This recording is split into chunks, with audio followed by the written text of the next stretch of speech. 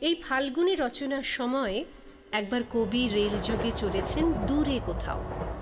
আরোহী রবীন্দ্রনাথের মনে রেলগাড়ির গতি, শব্দ, ছন্দ সৃষ্টি করল এক ভিন্নতর আবেগ, অনুভূতির।